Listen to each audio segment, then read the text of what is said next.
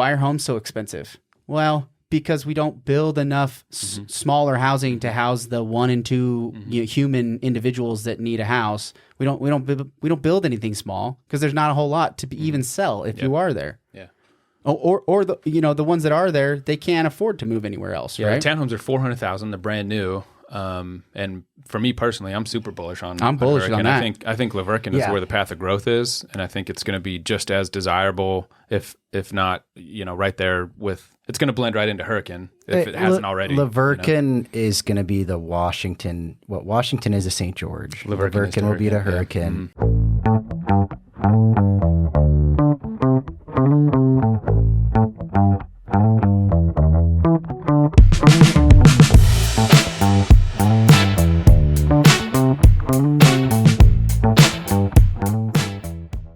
Hey guys, it's an election season. St. George City elections are the most important thing. We want you to go to votestg.com and find out who's running and what they stand for. See us all over Southern Utah in our voter information booth. We'll be at Digby's Market, Red Rock Bicycles, and the park. We'll see you out there.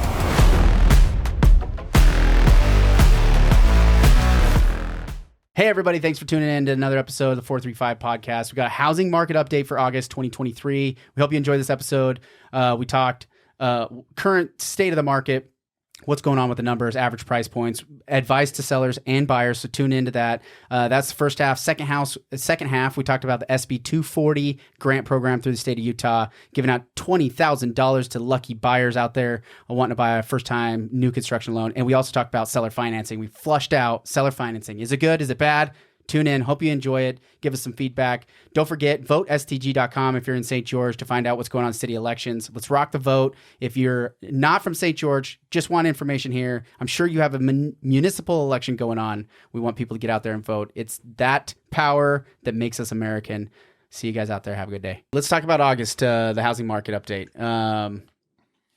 What's a big takeaway you guys have for this? My takeaway is like the most boring statistical pull down. I was all excited, like, oh man, let's see how the market did, and it was like legitimately, I was like, this is the most boring. I'm trying to like find an interesting fact. Nothing happened. Well, just like nothing significant. Yeah, at least on the housing side of things. I looked at the stuff you sent me, and it looked like 2%.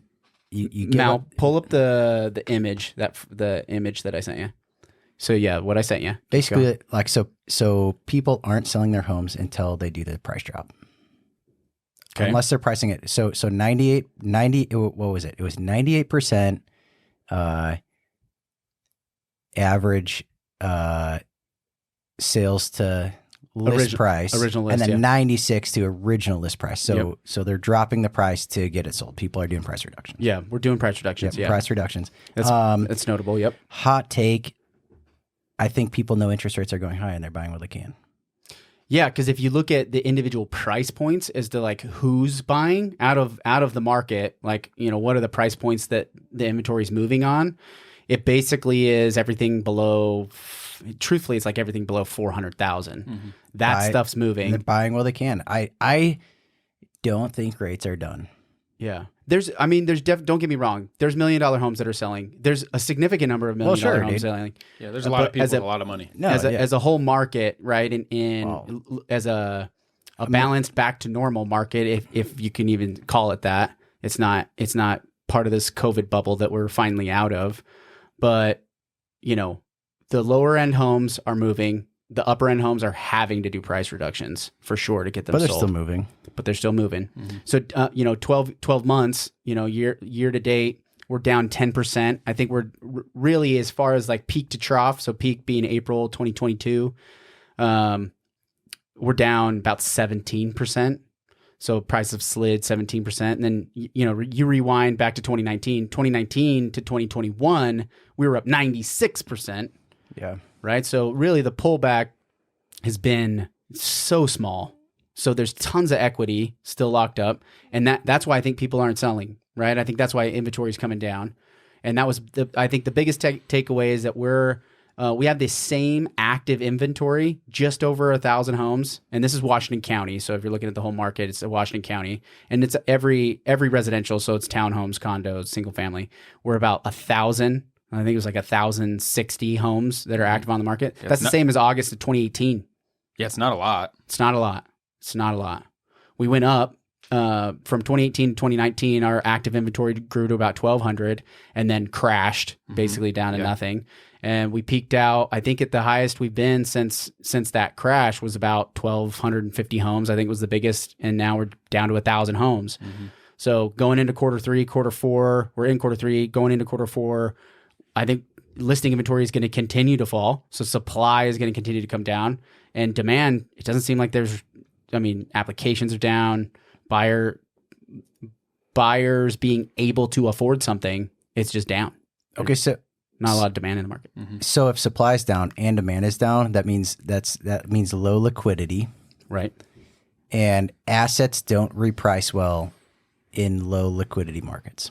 Yeah, right. So there is always surprises when the liquidity happens, and assets eventually get repriced. Well, and so what I say here is my advice to sellers: we're going to continue to see prices slide, even though month over month we had a median price point at 490. Our median price point this month was 550. I'm sorry, 509. Yeah, 509. So our median sold price is going up. Our average sold price went up. If you would look from July, this says June on it, but it's July to August. June to July, prices went up as a whole in the market, but just so tiny, just such a tiny amount, right? Is that home prices truly going up though, or is that there was, some more higher end homes that were sold that skewed that number enough? Because there's not a huge data set to drive this, right? This isn't a data set of 100,000 homes. True, but right? it's all relative, right? We're going to look at the data set is the data set across the board. So as on Washington County as a scale, there's enough big homes that are selling, to your point, that it's going to move the market within a couple percent. So if you get a couple of big $2 million houses, that's going to adjust the... Or you get one $8 million home or one $5 million home. That'll... Well, but I don't think we had it. That wouldn't really move median price.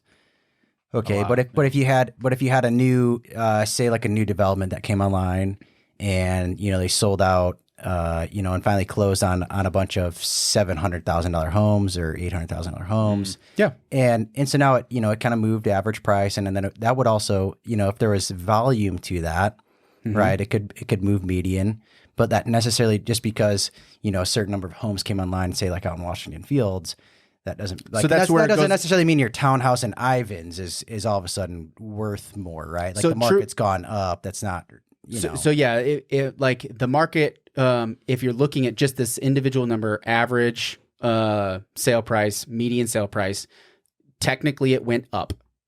Total volume sold has gone down in the single month. Okay. So to the point is, there's as a median price, you're just looking at the individual home sales. Okay. So if what my main takeaway of this is, we've been in a balance. Supply is coming down at equal measure to demand going down. So we're not getting a lot of pressure one way or the other. Not a lot of pressure upward on pricing or downward on pricing.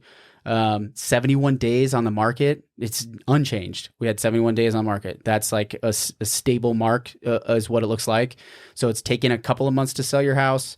But if you look at the average list price, the average list price is $829,000 versus the average sold price is $626,000. $200,000 gap here that what I keep seeing over and over is sellers trying to get more for their house than it's actually worth.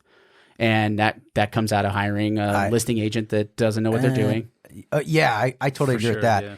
I think it's because Utah's a non-disclosure state. I think we're actually facing some housing challenges because Utah's a non-disclosure state right now. Well, I mean, if you're going to hire a real estate agent and they're going to give you the advice on where they think you should list your house at, and you're listening to them, a good agent would, right? It also requires the public to listen to the agent that they hired. That's right? Well, and then understand, like, when you're talking to a true professional instead of somebody that's just telling you what you want to hear. Because what I believe is happening, right, is the listing agent goes in, or the general agent or whatever. Come on, let's be real. Not the listing agent. An agent goes in and says, well, and they know the homes were, say, like $750, because they can see the sold price of all the homes around it, and they've done a CMA. and they know it's probably around 750, which is probably still high, but they go in and they want somebody to sign the contract so that they can sell the home. And they say, well, my neighbor just sold his house for 800 down the street, and it's the same house, right? We both built with the same builder, same house. He just sold it for 800. But what that guy's not seeing is that that house actually sold for 700. It was listed at 800. He just knows that his neighbor's house was listed at 800, not that it's sold at 800, right? And real so value, agents real are value versus right. So agents aren't doing a good job, I think, explaining that to people, and thus they want their home listed more. And the agents will just say, yeah, we can list it at 800. And another factor, right? And then it just doesn't sell. And then you're 71 days on market, and you do the price reductions, you do all that, and then it comes all the way down.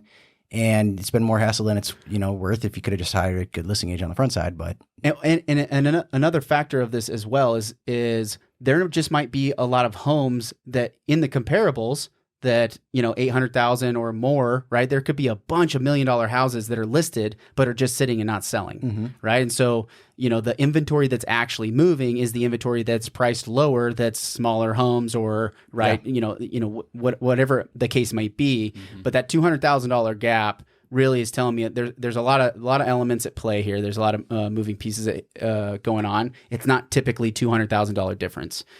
I think it's pretty common. You'll see $100,000, $125,000 difference there, but it's very rare that you'll see a $200,000 difference between the listing price and what's selling as the market, if you're looking at the market as a whole. So that was a big takeaway for me.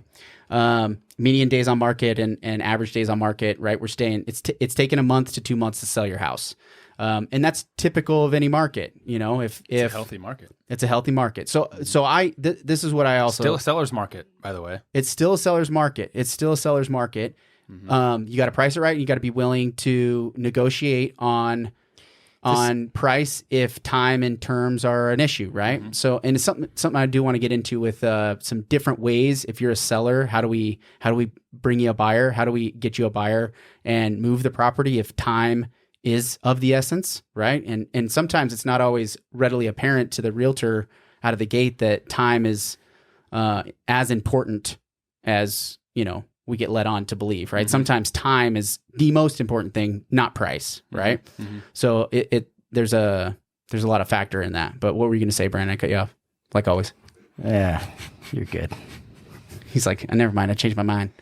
So my advice to buyers and sellers hasn't changed much. Sellers, list the house correctly, expect prices to go down. So you got to be the most competitive in the market, right? You got to be competing with the active inventory out there, because the buyer demand pool is shallow.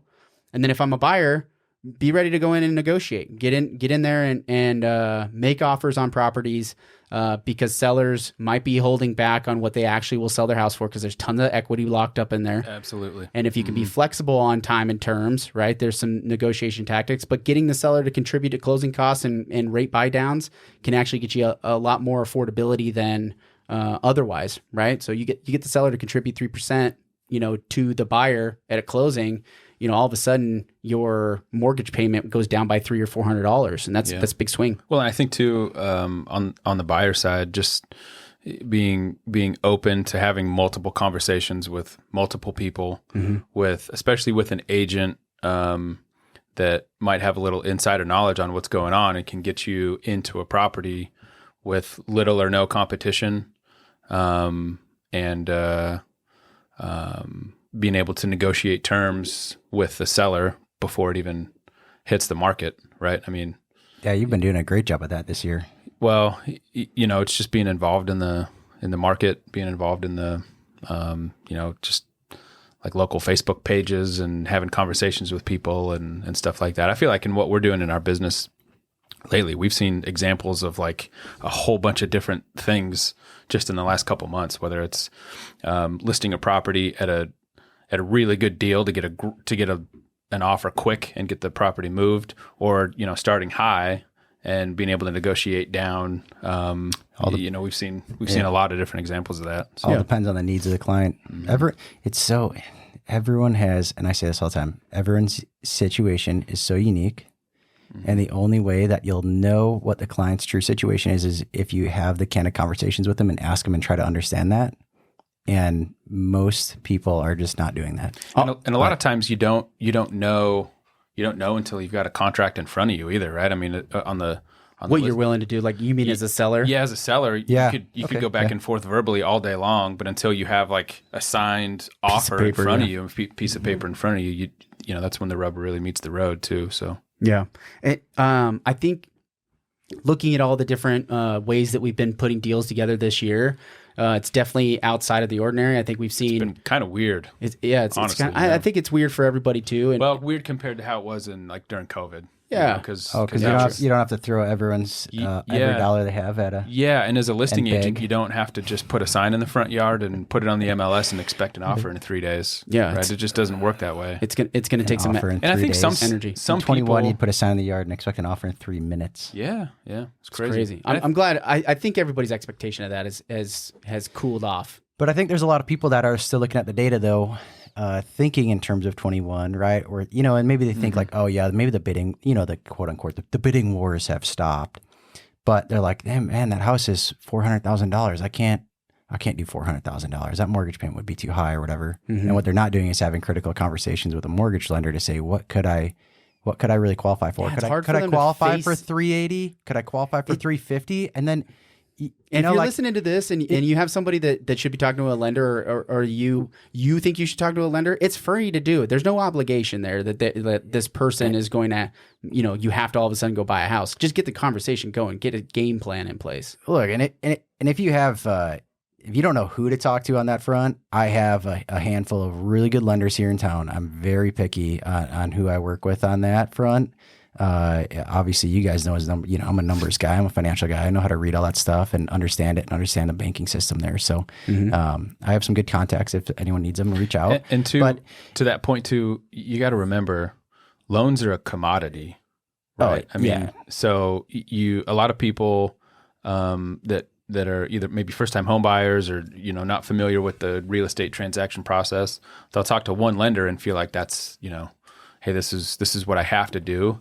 And just by circumstance, that particular lender might not have the products available to help them out. So it's worth it to talk to a lot of people. Well, so many of the mortgage programs are backed by, you know, either FHA or Fannie and Freddie now. So it's a lot of it's conforming loans. And so a lot of people are just writing the same loans, but, you know, they charge different fees. And you know what? Different lenders have different ways of looking at things. Or different, you know, different banks have different underwriting guidelines and stuff. It's worth a conversation. So if you don't know where to start, you got to go somewhere. That's where we say get started with the real estate agent. Let us point you in a few directions, give you some tools to go out and get after it. But you got to know what you can qualify for, and then it's not in this market, right? If you're only qualified for 350, yeah, I mean, don't go look at homes that are 500. But you know, if you have a good conversation with someone like, you know, okay, Jeff is your buyer's agent, and say, hey, like this is what I'm qualified for, but you know, I'm okay to make some interesting or unique offers around, you know, buying different ways or whatever I need to do. There might be people that a home could be listed at 400, you could get it at 350, right? I mean, I'm not guaranteeing that. Well, right? I have an example of that right now. Yeah, there's opportunity out there if you're willing to have the tough conversations and say, okay, well, can we put in an offer? Can we do it? Can we do this? How can we restructure things? You know, you got to get a little bit unique and solve some problems, especially if you need a primary residence. Investments, totally different market right now, way different conversation. Is it on a primary home residence for a primary residence?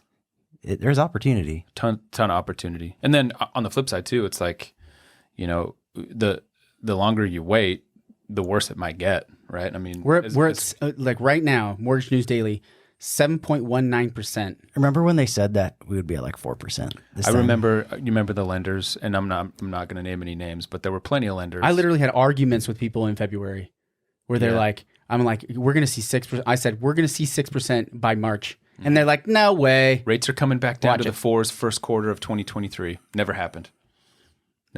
So go look at the yield curve, and I don't think the short end rates are going to come down, which only really means one thing, and that's that I think the long end carry is long duration's going up.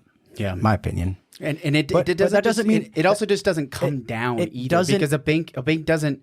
There's not like this weird pressure to all of a sudden make the mortgage rates less, right? Where the Fed rate goes up and down at this, like, it's almost like they literally have this faucet they can turn on, turn off, turn on, turn off. That's not how the mortgage industry works. Going down means less money for them. And why would they do it unless there's market pressure to get them to do it? So other banks would have to be challenging them on these rate rates. Well, the to reason go they came down in the first place was because the Fed was buying the MBSs, right?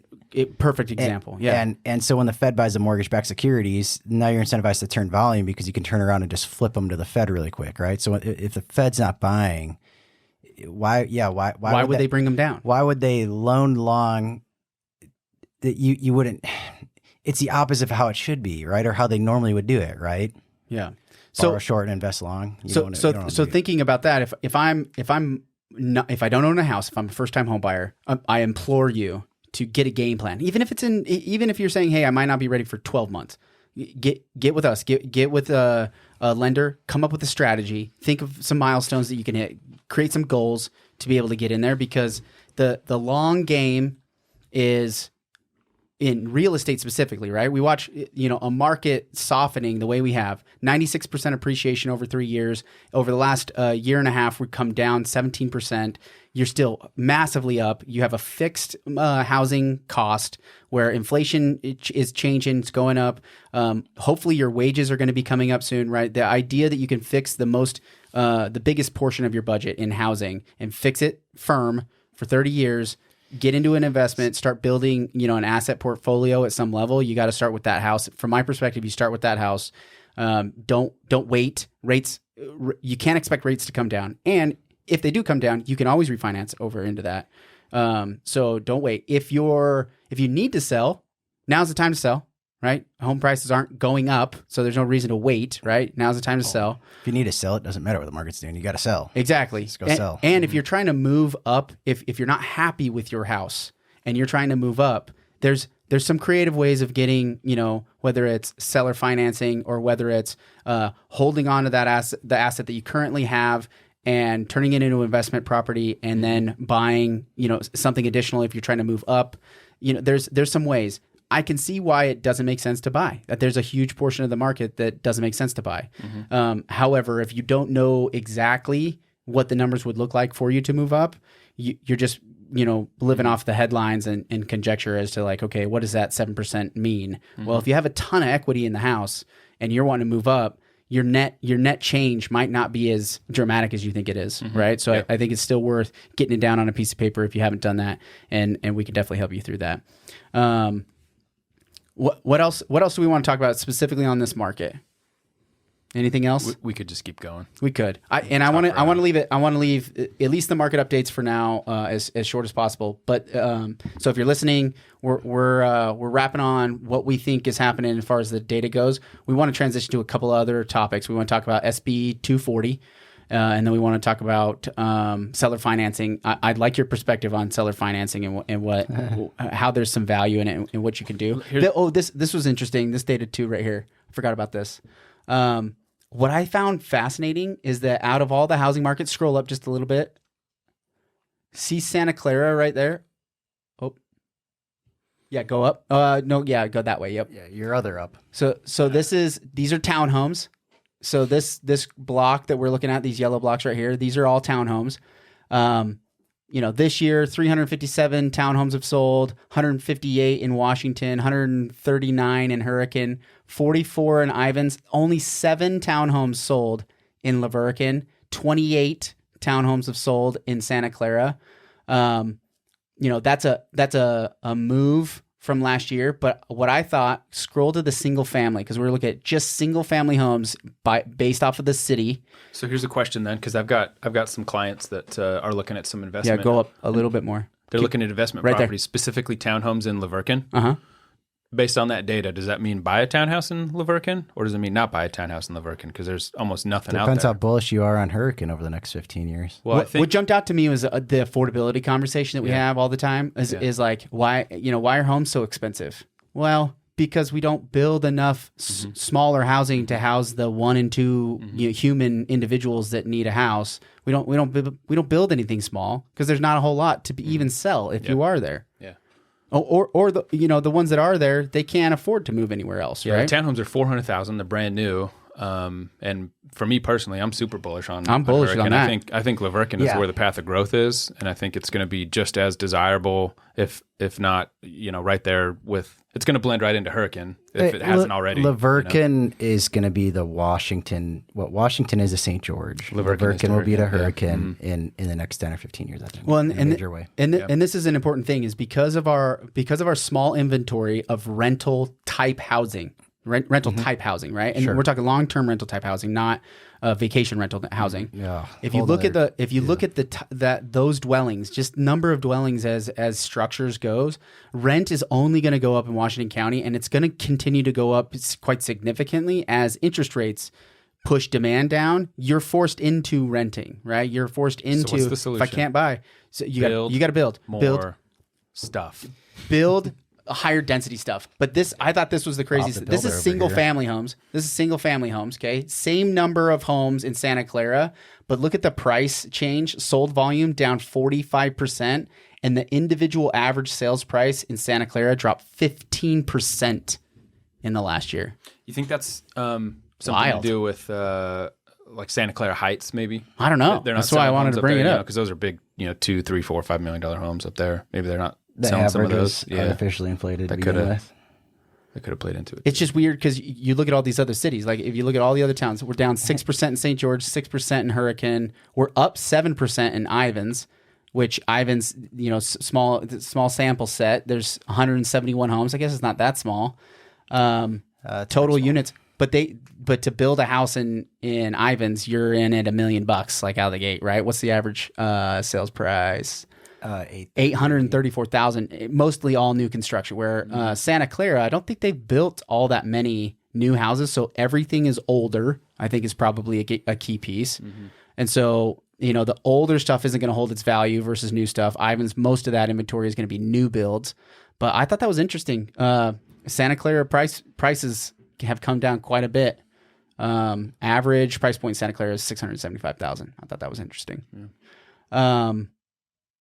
Yeah, I think that's it on these parts. So let's talk about SB 240. So SB 240 is a state grant from the state level legislature. They passed a $50 million bill to go towards essentially 2,500 lucky lottery winners. No, just kidding. They're not really a lottery. Definitely not a lottery. They one of the mayors told me that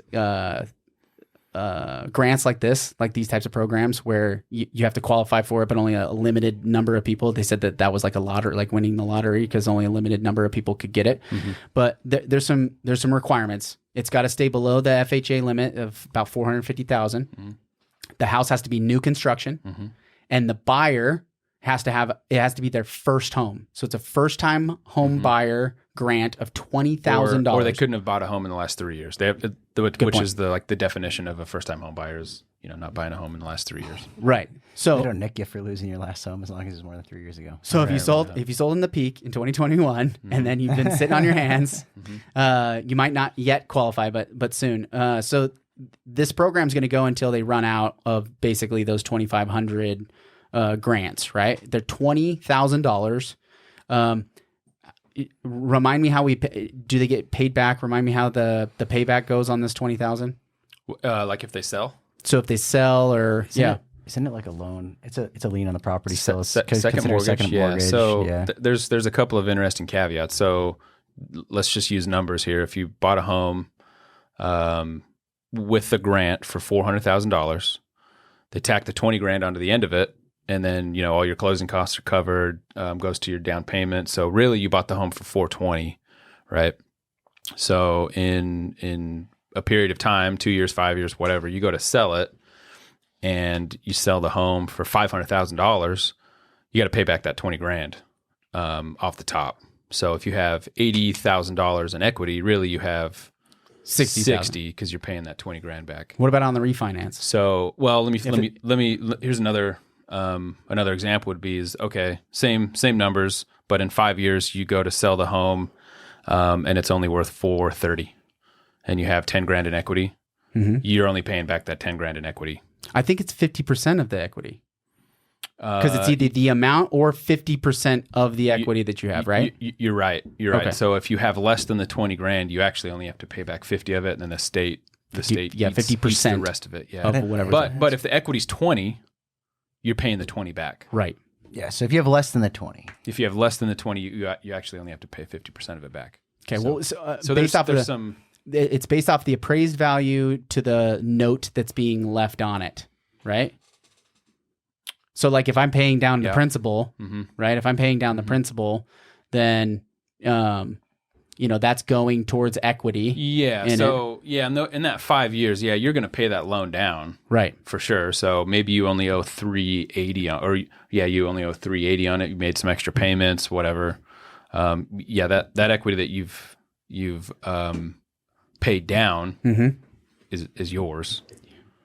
There's a lot of different examples on how it works and what the sales price is. And so Branden, do you think this makes sense? Because it's new construction, so it's limited inventory. Like in Washington County, I think D.R. Horton has some options. I think there's some smaller builders in Hurricane. There's some options. There's some condos. There's some condos, some townhomes. Looks like there was some single family homes in D.R. Horton that might qualify. Oh yeah, for sure. Because Long Valley. A loan limit of $450,000.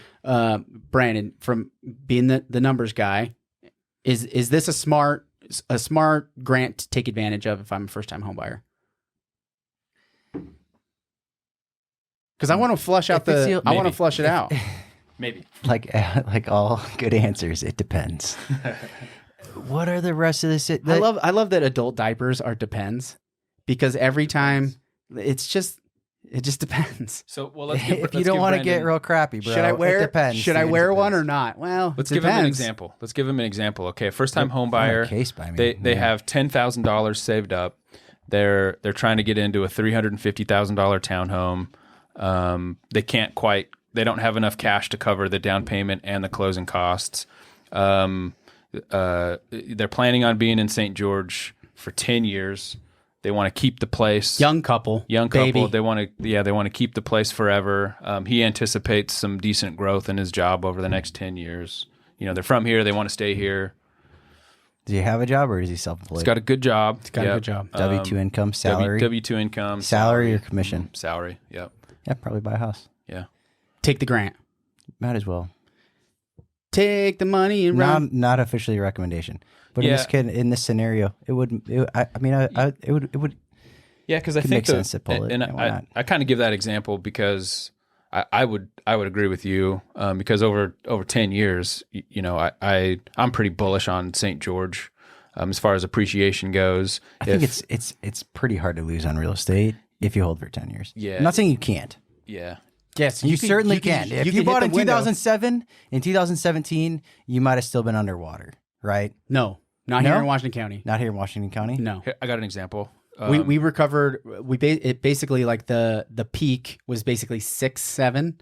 The trough, like the bottom was 12. We were out of it by 15. But had the price had fully recovered? Yeah, we had recovered out by 15. So between 12 and 15. Between 12 and 15, we had recovered back to roughly. Especially in the lower price points. On the higher price points, Do you want to know where it was like 2018 by the time if it was over if you bought basically over 500,000 and I think mainly it's because of that lower price point here. It's probably not true of every market. Sure. But 18 is probably the peak. Take a guess. It was probably on 10 a city years. that still hasn't recovered from 2008 from housing prices. Hawaii, Honolulu, Vegas.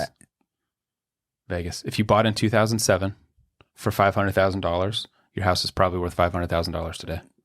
It's wild. Really? It's crazy. Yep. I want to see that on a piece of paper. That's crazy. Yeah, I'll show you. So I bought a house in Vegas for $375. Not that I don't trust you, Jeff, but you don't trust me. I bought a house in $375. That house was built in 05. It originally had sold for $535. We paid $375. That house today would probably sell for maybe not even $535. It's crazy. Wow. Yeah. Interesting. Someone bought it in 2010 for $180. Do you think it's because they didn't stop building? They just built and built and built and built and built because the inventory was so much, supply was so high, and it stayed fairly high. Like even as the market tipped over, like there was still building going on. Like that would be the only reason why Vegas is it's a really aberration. Interesting case study that I want to look at more. I'm not sure that I always buy into the there's this housing shortage that we would have to build all of these homes in order to satisfy the demand. And I don't always buy into that argument. And, populations move around, people move different places, do different things, trends change. How do you actually know what the demand is? I don't think anyone does. I think they artificially come up with a demand number based upon the demographics. Yeah, the NAR. I don't trust the NAR as far as I can throw. Ken Gardner's the one that does the study. Okay, but so I'm just telling you that the study's done through them. So but I've told this. Out how okay, well, and maybe that's a conversation we should have, because I'm pretty sure if I went out and pulled 1,000 people, do you want a Ferrari? They're all gonna most of them are gonna say yeah. But is that real demand? That's not a demand. You have to be able to buy it for it to be real demand. You have to be like a buyer in the marketplace, or have the real capacity to be an actionable buyer in the marketplace. I think that's a good point. There's a lot of variables that go into that too. A ton of variables. Mm-hmm. So I'm not saying it's an invalid point. I'm just saying that I think I'm not always. Jeff's bringing up a good case about supply and there can become an oversupply. Vegas is a little bit of an anomaly. Nationwide, because they've built a ton, like Sky Mountain, the north side of Las Vegas. They haven't stopped building, as far as I know. I don't know going back as far, because I know they stopped building for a while in Vegas, but demand in Vegas is very, very, very high.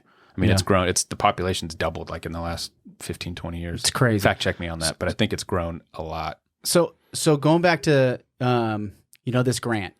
Does it even solve the problem? I don't think it even. I think it's a drop of water. I don't think it.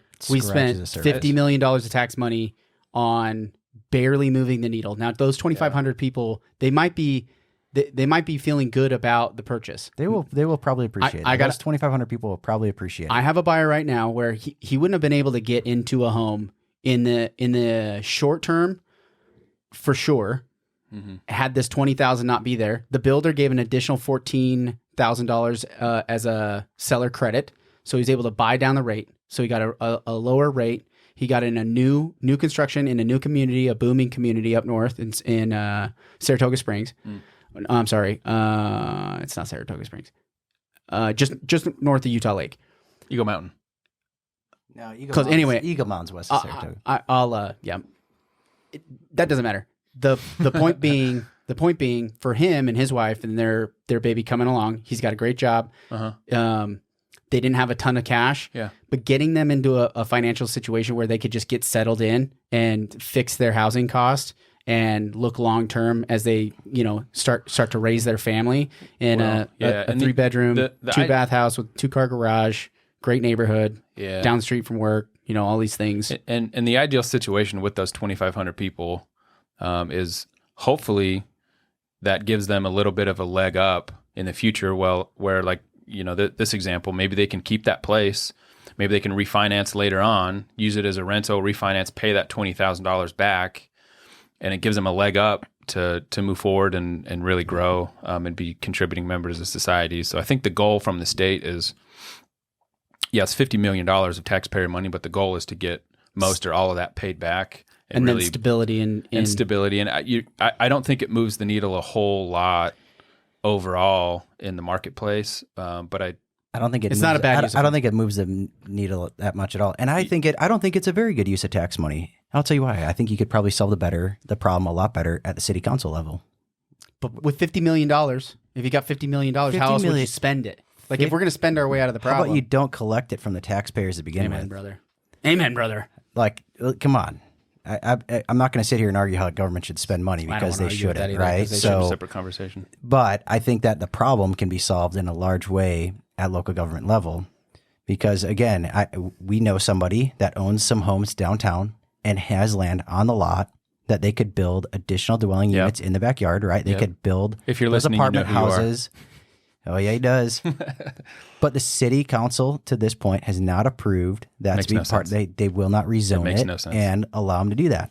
And that could be really affordable housing. Mm-hmm. And what it does is then that takes pressure off the $300,000 to $400,000 price point, and that what I mean. Now somebody that's trying to get in can get in. I agree. I mean, I don't need to preach to you about affordable housing. What are the pros and cons though on if we go into seller financing? Let's say I'm a buyer. I'm looking for some creative ways. I don't want to pay 7%. I can see how if I'm a seller with a significant amount of equity, especially if I don't have a mortgage on my property, how a seller finance option to a buyer pool out there could get me potentially the highest price point that you could get for your property and allow you to free up some cash, get cash flow on top of it. So you're kind of a twofer type situation where you can control some cash flow. You get a chunk of cash to redeploy into the market. Branden, I want your thoughts on seller financing or wraps and things like that. As the seller or as the buyer? Seller first. You're gonna have to be more specific. Like, are you asking would I do it? If there was a seller with equity, okay, no mortgage, they own a property free and clear. Well, you'd never own a property free and clear, but that's their first mistake. Technically, you say, hey, I heard this thing about seller financing, and I'm the real estate agent. Like, yeah, I've seen seller financing work sometimes. Yeah, I'm interested in putting that. And I want to make sure that I can market that out to everybody. What's the advantages to the seller? They can get their home sold and maybe get a couple extra bucks off of it. Okay. What's the disadvantage to the seller? They probably have to wait a year to really not have that count towards their DTI when they're trying to purchase a new property. Okay. So purchasing a new property causes a problem there? Yeah, it could potentially cause a problem there. Mm-hmm. The other disadvantage would be the risk you take on, right? Because now you're the bank. You're taking the bank's risk in a big way. Mm-hmm. Is it worth taking less? That can be somewhat solvable. I mean, is it worth taking, like, let's say a smaller down payment with a higher interest rate, or let's say, the reason a buyer would want to do it is because it's lower interest rate, their payment would be lower, right? So, because I'm trying to look at it from the two perspectives, like, well, if I'm a buyer, why would I do it? Yeah, a buyer, I'd way rather take, I'd way rather effectively take over somebody's 3% interest rate than go buy at a 7% interest rate. Or a 4% interest rate, right? Because they want to, maybe the seller wants to cash flow a little bit extra, so they give you 4%. They're arbitraging their 3%. Sure. Okay. Yeah, and that still works out for the buyer, right? So now the seller is either making a little bit more money because of the interest carry, or they keep at like the 3%, and they got a little bit more on the sales price, right? But you can squeeze a little bit more out of the deal as a seller, and that's the advantage to the seller is to try to squeeze a little bit more out. But just with anything else, if there's more return, there's more risk. Okay. Right? That is a eternal principle. Right. Okay. Return does not come without risk. Dang it. Some risks are worth taking. Sorry. So yeah, some risks are worth taking, and everyone's going to feel different about that. If I was selling investment properties that I own free and clear or close to free and clear or whatever, I might be really motivated to do seller financing. All right.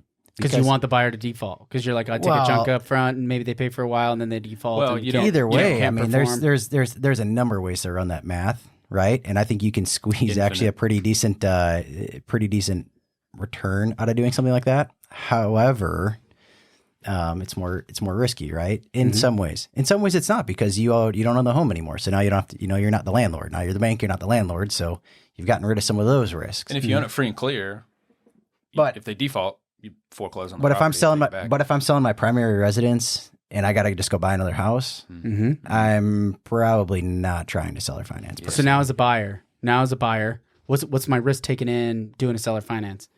Like, we have a property. The bank on the other end calls the loan due. So we were talking about that the other day. Yeah, we got a property out, and like, I want somebody to buy this house. This Apple Valley property. We got 10 acres out there. It's 1,700, 1,800 square feet, 3-bed, 2-bath. It's a cabin. It's beautiful property. Got an insane view of Zion, right? And this seller's willing to do seller financing, right? And so, pitching a buyer on, why seller financing could be to their advantage. I want to kind of flush out, like, hey, what are the pros and cons? Because she's open to a myriad of different terms, right? And sure, time and even price, right? So, as a buyer, what are my risks here? As a buyer, yeah. So the bank, let's say the bank calls it due, right? Okay. how would is there any way to mitigate that risk? At one point, I think this is what we're talking about. Have cash on the sidelines ready to pay the mortgage off. Everybody keeps telling me that the bank will never do that, even though it's in the contract. A bank will never do that. I don't know if it's happened before. I haven't seen. Yeah, I haven't seen the chances. Like, I haven't seen struck by circumstances lightning twice or something like that. Like how often does I don't know, but you know what? People always say that banks never call HELOCs due, and that's happened. That happened in 2020. So there's look.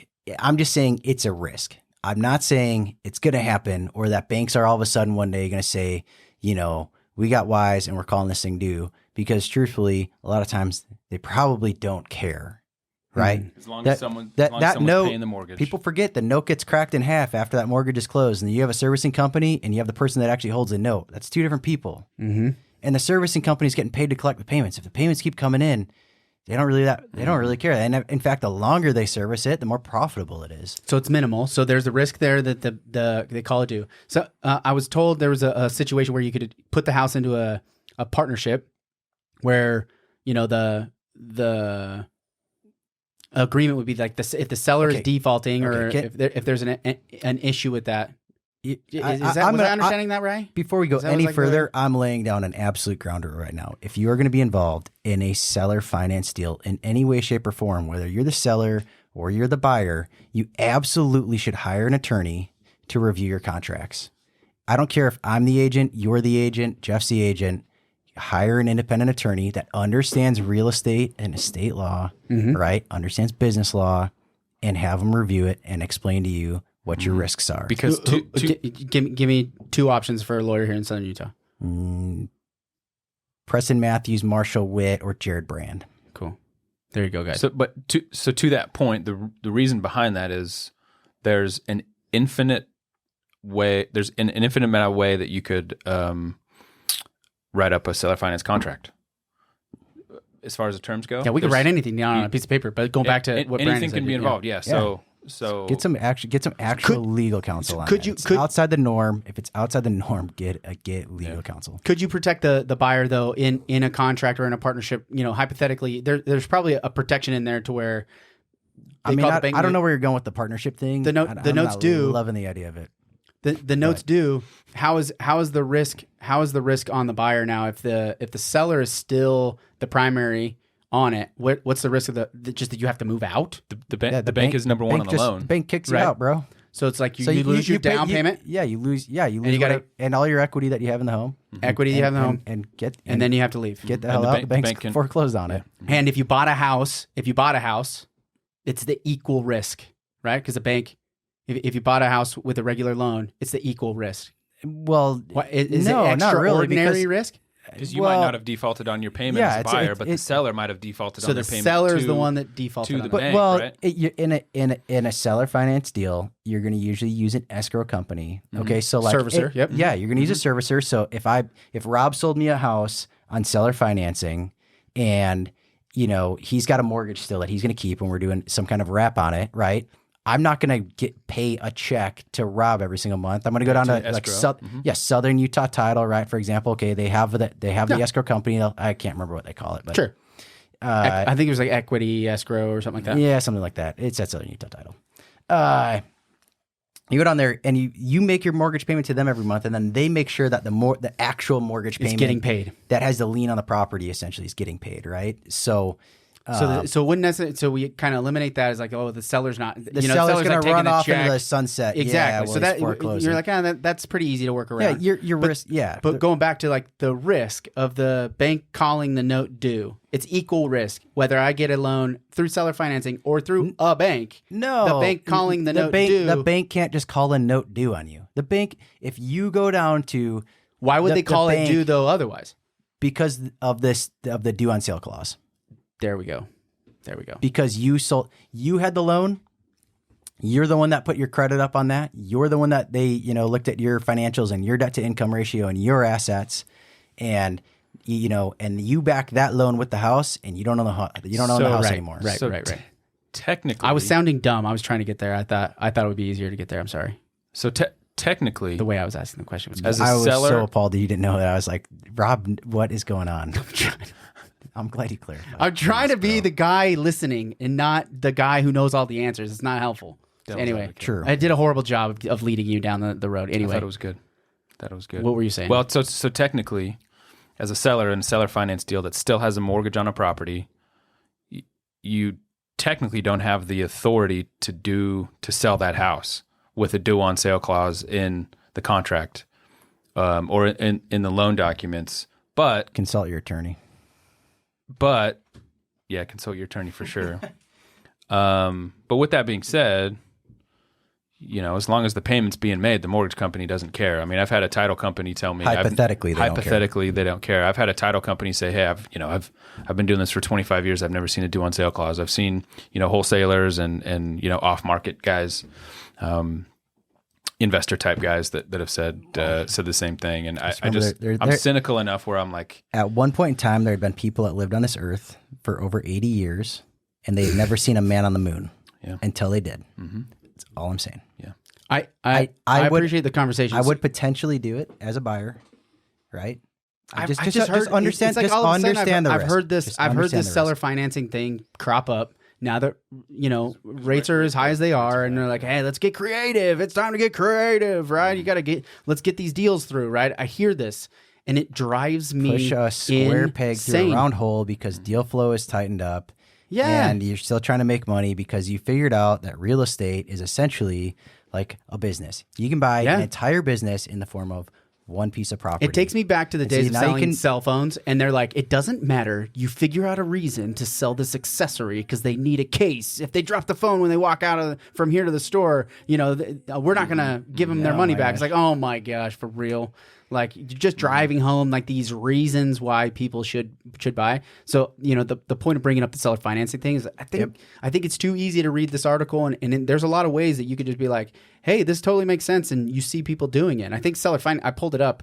I think owner financing was like 60 deals so far this year and are like registered on the MLS. Now, whether all of those 60 were owner financed and there were no notes on it, it's possible. It's possible that they were. There's a way to do it. I think there's a way to do it right. There's a way to do it right on the buyer side, and there's a way to do it right on the seller side. It is a tool in the toolbox. Okay, but if you're dealing with somebody that is just trying to get a deal done no matter what, right?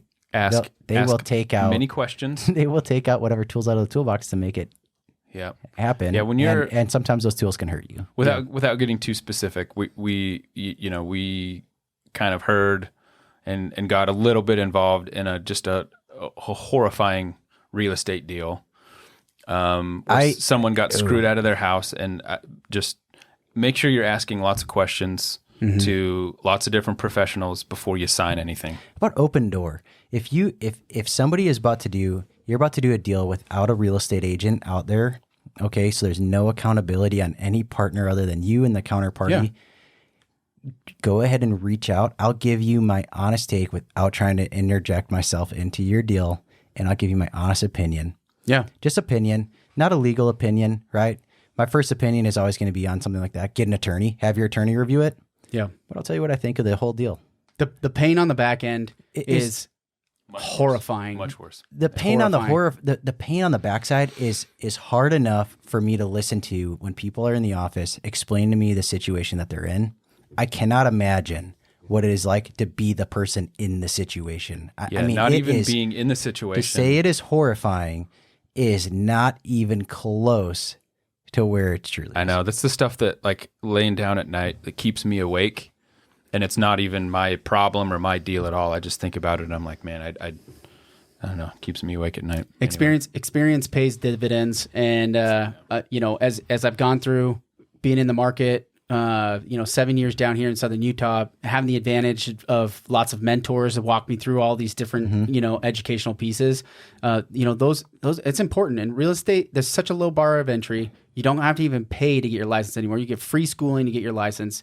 Cost you $1,600 maybe total just to, get a lockbox and pay the fees to be a part of the board in the MLS. And you took this free course, and all of a sudden you're potentially right out of the gate into this seller finance situation that, it goes completely sideways. Those kinds of things can happen. So, the long and short of this is there's lots of new things. There's lots of programs, whether it's SB 240 and $20,000 grant and you didn't get all the information on the front end, or whether it's seller financing. I think it's important that we get flush all this stuff out. But I think everybody's lost attention now. We're past our time limit. Thanks for tuning in.